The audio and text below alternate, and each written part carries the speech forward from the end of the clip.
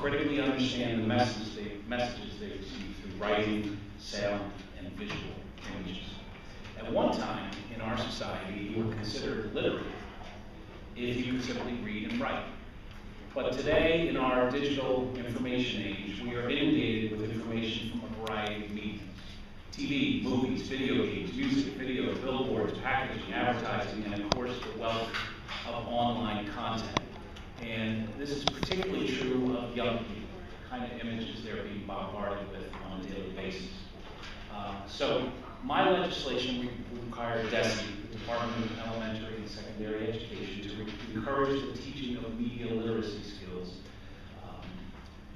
at all grade levels, with the goals of equipping students with the ability to critically understand and analyze these many images they're being bombarded with.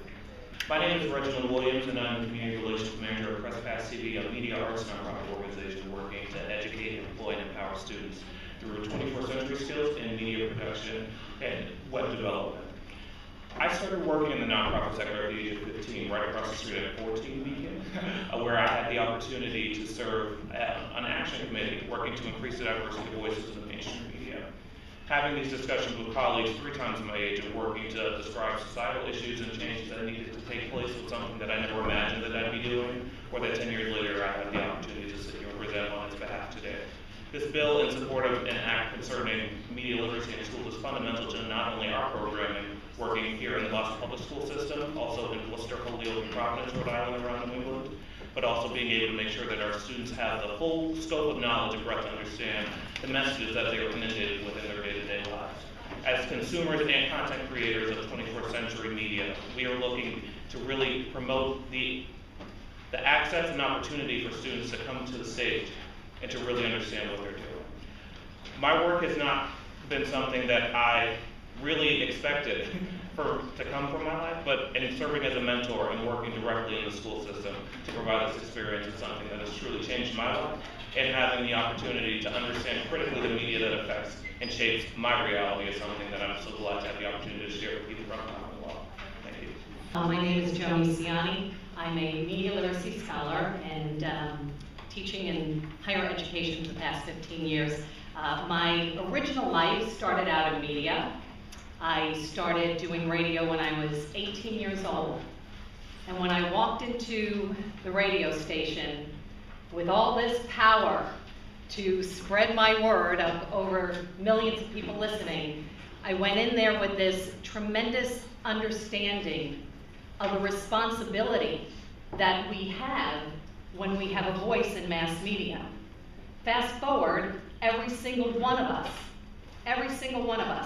from a 10-year-old, everyone sitting in this room today, to cats or anything else you see on YouTube, we're all using this form of media, and yet we have never really sat down to comprehend its power, to sit down and talk about the responsibility, the digital citizenship that is needed when we're working with these tools of mass communication. It's been wonderful. It's a double-edged sword. We see the greatness, but I've been on the front line as high school, working with high schools, K through 12, and I've been seeing the other side of it.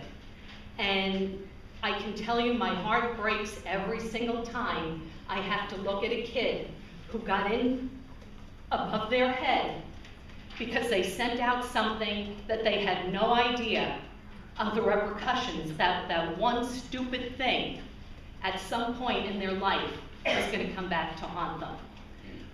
I had to deal with a story of a young girl, 16, stupid, sent out a sexting picture, ended up meeting up with this person who's over 18. She was assaulted, and I had to work with the police and this girl and the witness to an assault here. And the saddest thing is the fact that after this happened, her friends and her brother literally said to her, "Don't tell Mom, she'll take your phone away." So this is what we're dealing with. I just talked to a woman who runs an after-school program for middle school kids. You have parents that are demanding their kid has a smartphone so that they're fitting in with everybody, and within 30 seconds, a group of these girls were in a chat room with a sexual offender. So here we put it on this woman to have to supervise our kids, and we have no support from the schools to encourage putting phones away or how we're dealing with them. I noticed that the text of the bill says instruction at all grade levels. Would this be a sliding scope of instruction, or is there an optimum age at which you would target to get most of the instruction to take place? It's definitely sliding. I mean, we need to start very young in just being able to teach kids to identify the difference between commercial content, entertainment content, and to critically analyze and go, oh, okay, I get it, they're trying to sell me something here. We're not even at that point.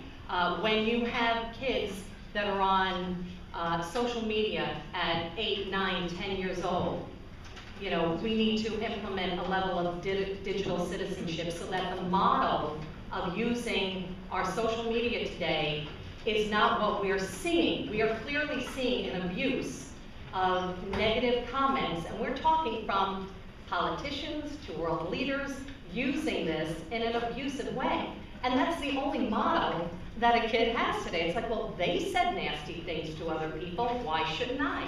So we really need to be able to interject and say, let's look at it. Is that really the right way to use this? And then also to follow, I think that it's definitely something that comes with an asset-based standpoint. So having that instruction on how to use media from like a workforce development perspective. For example, using it as a portfolio and a platform to share your work and what you're doing, and start with you learning how to take these images, how to message them, specifically how to target them, and really to shape your own narrative to truly create the path that you're looking to in life. And that starts at such a young age. Thank you very much. Yeah, I would just quickly add that this is taking hold in other states. It's a movement.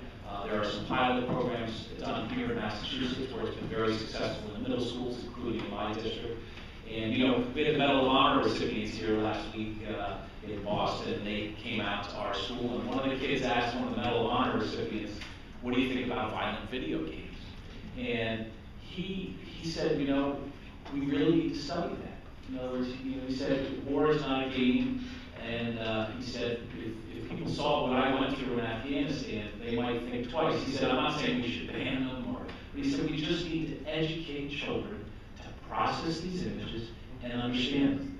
That's all, just need to process and understand. So that's what this bill is about.